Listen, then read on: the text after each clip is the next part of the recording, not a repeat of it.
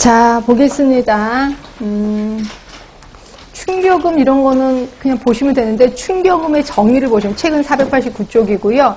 120dB 이상의 소음이 1초 이상 간격으로 발생하는 걸 충격음이라고 하고 이것도 역시 횟수가 있어요. 140dB에 하루에 100회를 초과하면 안 된다 되겠고 이거 표를 잠깐 보시면요. 그 위에 것만 기억하시면 돼. 그러니까 일일 폭로 시간 8시간에 90dB. 그러니까 90dB 이상이라면 하루 8시간. 그 다음에 충격을 일하면 140dB 이상의 소리를 하루에 100회 이상 들으면 안 된다라고 되어 있는 겁니다. 그래서 앞에 위에 것만 좀 보시면 될 것 같고요. 자, 이러한 소음이 인체에 미치는 영향 좀 써봤거든요. 제일 큰 게 두 번째로 경악 반응이겠죠. 깜짝 놀라는 반응 일어날 거고요. 그 다음에 제가 아까 그래서 듣기 싫은 소리를 소음이라고 표현했거든요. 이러다 보니까 도서관에서 공부하는데 옆에서 소소손 소리를 해. 그러면 그거 생각을 하시면 돼. 일단 혈압 상승하죠.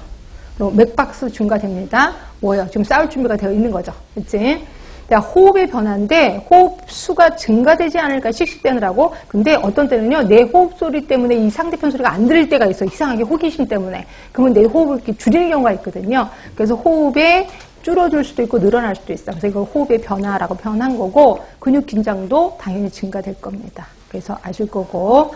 자, 이 중에서 이제 소음성 난청.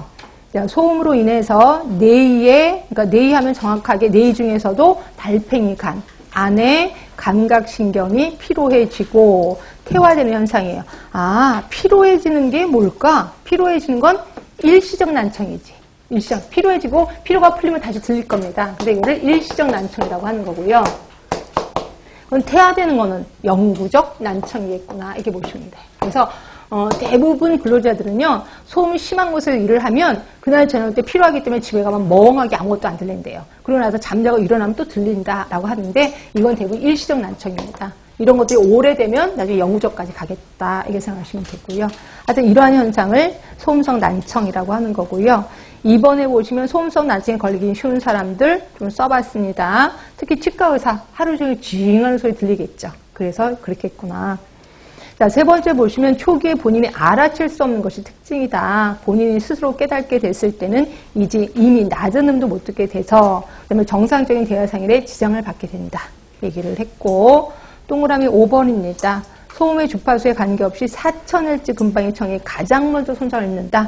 이걸 C5 딥 현상이라고 표현했고요.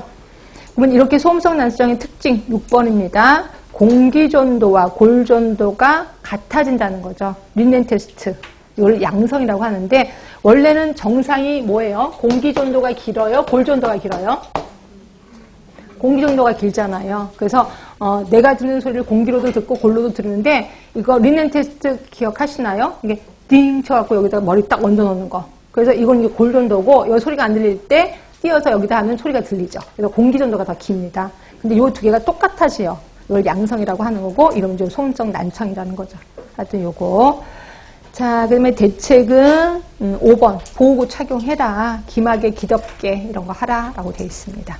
자, 넘어가고 자, 진동에서는 전신 진동이 있고 들으시면 국소 진동이 있는데요. 전신 진동은 시험 문제 잘 안 나와서 그냥 슬쩍 넘어가고 국소 진동을 좀 봅시다. 국소 진동은 그거 보시면 돼요. 드릴. 그렇죠. 그래서 겨울철에 땅 파는 거 드드드 할 때 일어나는 현상 막 흔들리다 보면요 말초 혈관이 수축이 되죠. 얘가 막 경련을 일으키니까 결국 말초의 혈액순환이 안 되는 거예요. 그래서 손가락 한 마디가 다 이제 감각을 잃어버리게 되는 거죠. 그래서 이거를 화이트 핑거 그 다음에 결국은 죽습니다. 데드 핑거예요. 그래서 손가락 한 마디를 다 자르게 되는 그런 현상이 일어나는데 이걸 우리 뭐라고 해? 레이노드 현상이라고 해요. 그러니까 여러분들은 국소진동하면 레이노드 현상 딱 머릿속에 떠오르셔야 돼. 그렇죠? 근데 요거는 언제 심하냐면 예방 대책을 보시면 자세가 중요할 겁니다. 내진성을 높일 수 있는 작업 자세. 그러니까 너무 손에 그 진동이 오지 않게끔 좀 어떻게 하라는 거고 작업 시간 단축하라는 거고요. 근데 추우면 이게 더 일어나겠죠. 혈관이 오그라드니까. 그래서 장갑을 좀 끼라는 거고 담배를 피면 말초혈관이 다 망가지는 거 아실 거예요. 그래서 담배도 끊는 게 좋겠다라고 되어 있습니다. 그래서 간단하게 넘어갈 거고요. 그다음 이제 방사선 얘기를 할 건데요. 전리방사선이 있고 6번에 비전리방사선이 있어요.